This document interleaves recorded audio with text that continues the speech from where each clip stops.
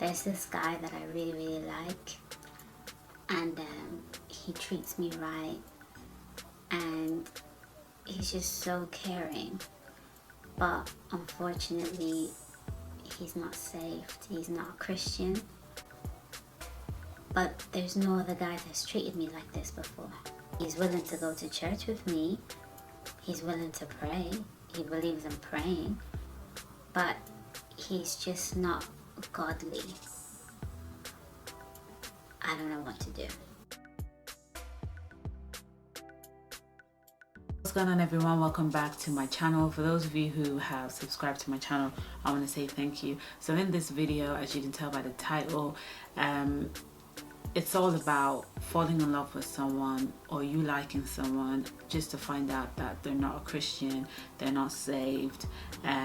So in this situation, you're obviously, you see yourself as godly, or you put God first, you have a relationship with God, or you're a Christian and the person that you really love or the person that you really like is not in the same religion as you, or they just don't believe in anything at all.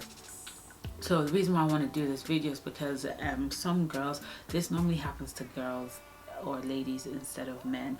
You see some Christian ladies, men in the church don't really approach them.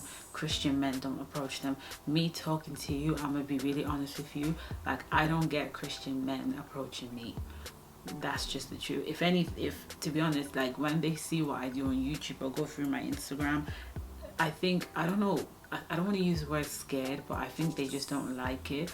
And I know a lot of Christian men will come out and say they want a godly wife, a wife that prays, a wife that reads Bible and all that kind of stuff. But then when they find out that you're really committed to this, religion, and you're really out there talking about God, preaching about God, I think they got a bit of an issue with that. So there are some girls who are godly and they find that the men that approach them, they might not be a Christian. They might come from a Christian home, but they might not accept the whole Christianity thing. Or you might find that the man that approach you is not a Christian, but is willing to know God with you. He's willing to go to church with you. He's willing to pray with you. He's willing to, do what it takes to believe in the same God together. And you probably find that this person is the only person that treats you right. This person is the only person that loved you compared to all the other men that you've been with in the past. But before I get into those situations, I want to first of all talk about the problem with marrying somebody or being with somebody who's ungodly, okay? Because I've been in that situation before. I've been with people who are Christian by label, by title, but they don't have godly characters. And so I want to talk about the problem with that before I get into the whole situation of having an ungodly man approach you or being in a relationship with someone who's ungodly. Obviously, if you're a Christian, you know that your Bible says that you should not be unequally yoked with an unbeliever. Now, that's not just referring to people in the world, that's also referring to people in the church, okay? Because there are people who do go to church, but they still don't believe in Jesus, they still don't pray, they don't have a relationship with him, they're not even God-fearing. All right, so it's that particular scripture is not just referring to the people out there, it's referring to people in church. It's not only referring to marriage, it's also referring to friendship and relationship too. Me talking to you, I can't be friends with somebody who is not a Christian. It's just not going to work, okay? Because I've been there before, and one of the problems with being in a relationship with someone who's ungodly or having a friend who's ungodly is an attitude problem. The attitude is what I can't deal with. When you're dealing with someone who doesn't have any religious background, or they're not even a Christian at all, you're going to have a problem with their attitude. They could be prideful, they could be rude, they could be disrespectful today, they could be respectful tomorrow, and so you don't really know what to expect when it comes to attitude. Now, there are some people who are not godly, but they have good character. But the only way you can know somebody's true character is when they're pissed off or when they're angry. That's how you know somebody's like real character. There's a time where I was, dating this man. We used to go to the same church, but at the time, like, I was really young, and I wasn't even listening to the preacher. I can't even call myself a Christian at the time, and he was pastor's son. It wasn't like a Pentecostal church. It was like a celestial church. For those of you who are from Nigeria, you'd be familiar with it. It's a church where you wear like all white garment, you cover your hair in white as well. So while we were in church and everything, he was really, really good to me. There was mutual attraction between us until I stopped going to his church, and then somehow, some way, we both exchanged contact, and we decided to start dating secretly. As soon as we started dating, his attitude, the stuff that I did not see in church, I started seeing it outside of church, and I had a big problem with that. And it was just little things. Like, there's a time where I called him because I noticed that he hadn't called me for some time, and I said, okay, you know what, let me call him, let me see what's up, let me see what's going on, right? There's nothing wrong with that. So I was calling him. I think I called him about 3 times in a row, and then the 3rd time he just sent me a text, and he's like, I want you to F off, what's your problem? And I was like, whoa. For me, like, I don't curse. Anybody who knows me knows that I don't curse. I don't like cursing because I don't like people saying that to me, so I don't say it to people. But I was just really shocked by that, because when you come across a man and he's telling you, I like you, this and this and that, you don't really expect him to say that.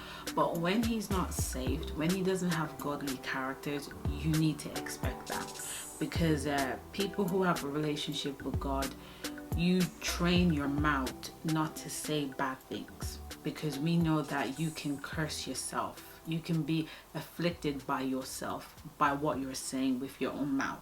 As a Christian, you become very familiar with that. The same mouth that you're using to ask God for things is the same mouth that you can use to curse yourself or to curse the people around you. So when you come across people who are godly, who have a relationship with God, or they're God-fearing, one of the signs you'll see is the things that come out of their mouth. They're not quick to curse. They hardly don't curse.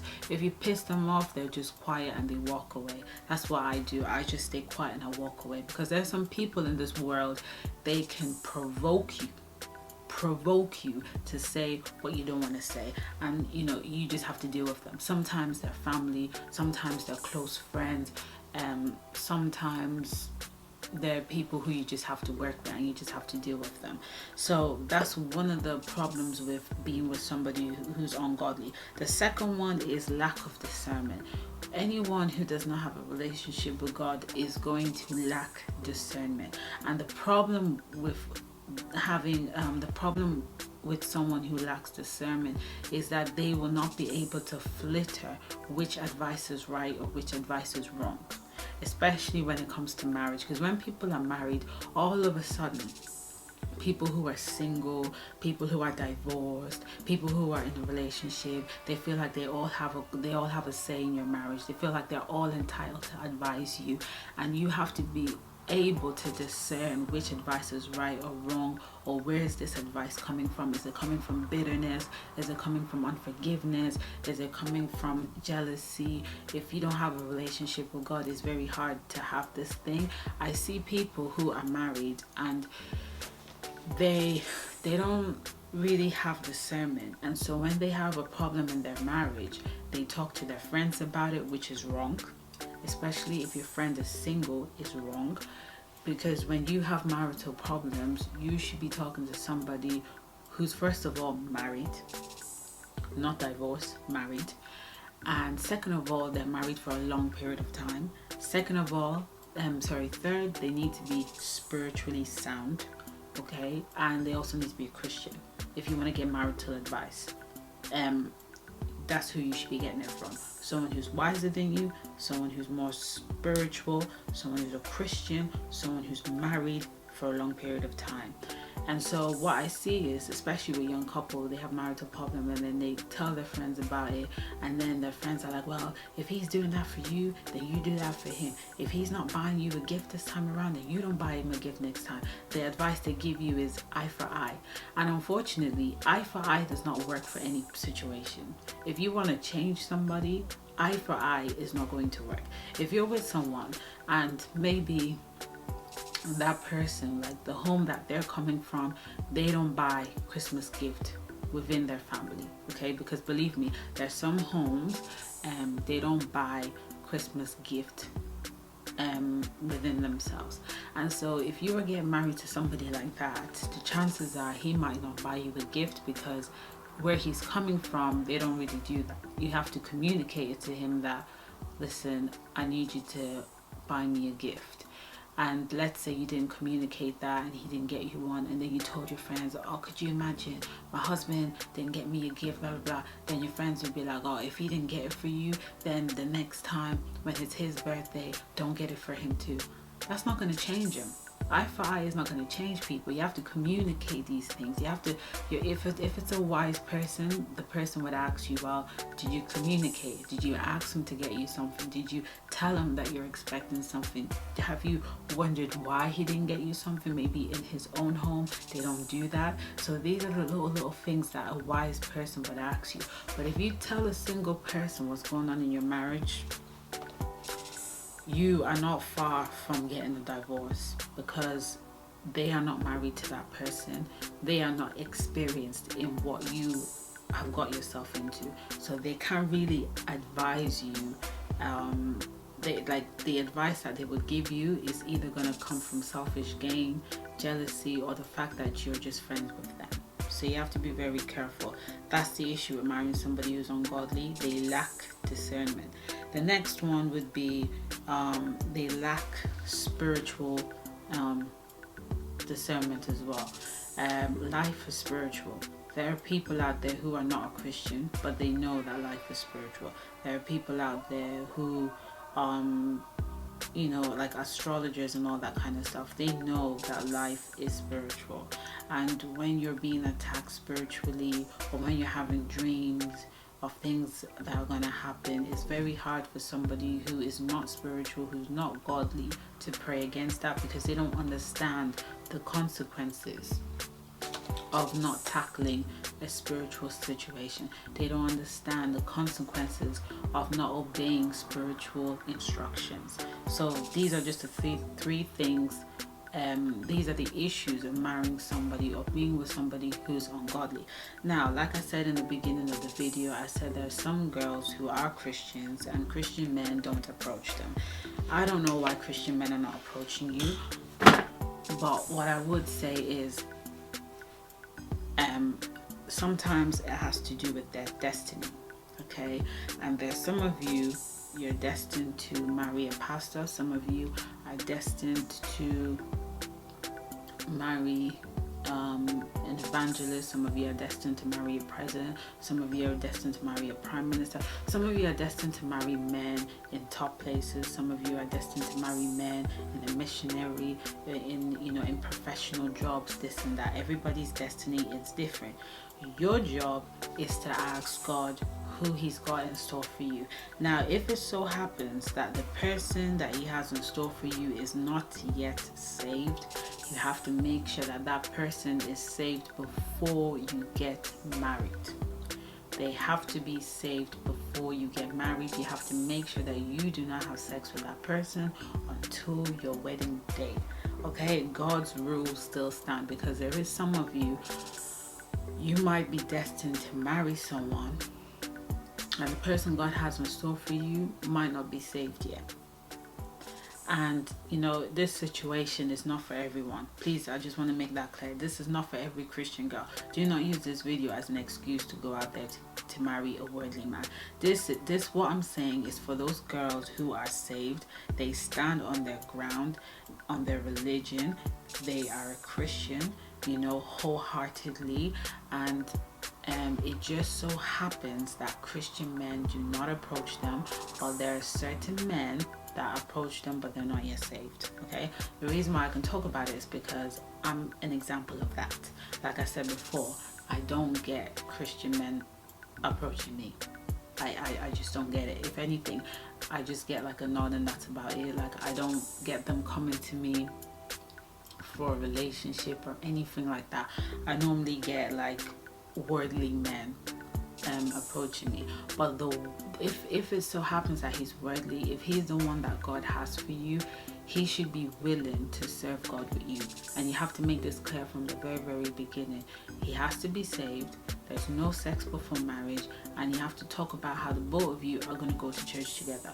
I know a lady, she said that the man that wanted her and the man that treated her so right wasn't saved yet, but he was willing to go to church with her. He was willing to serve God with her, and that's what really matters at the end of the day.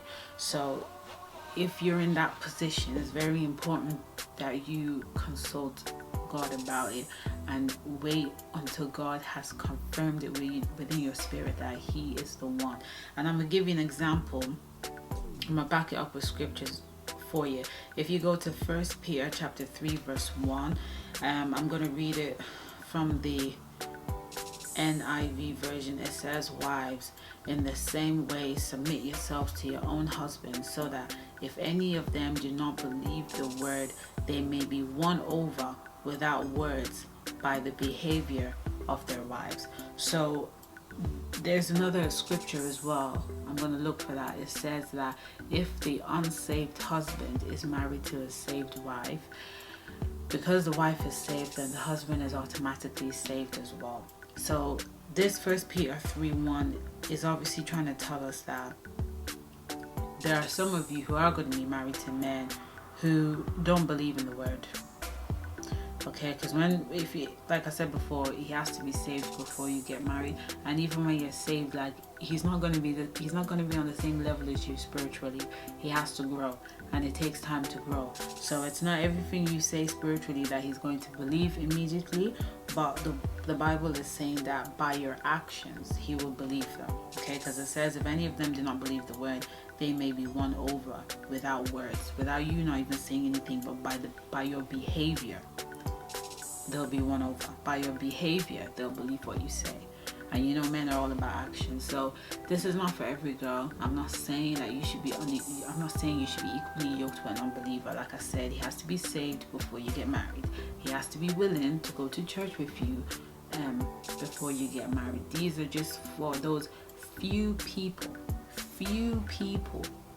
that it just so happens that the person that God has in store for them is not coming from the church, might not be saved yet, halfway there, or on his way to getting there, or maybe when he meets you he's willing to be saved. But like I said, God's rule still stands. You're not allowed to sleep with him until your wedding night.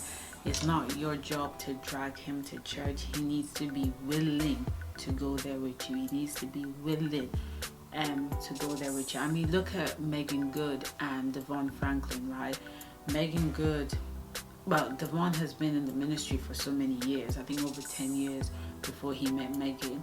But Megan, obviously, before she got married to Devon, I think she was just starting to take her walk with God seriously. Like, she wasn't there yet, like the way her husband is there, you know what I mean? So it takes time to grow. And you can see that in that marriage. Like, if you watched a lot of their interview, they were saying that Megan was willing to have a relationship with God. She could even hear from God, because she heard from God that she was going to get married within 9 months, and eventually it did happen.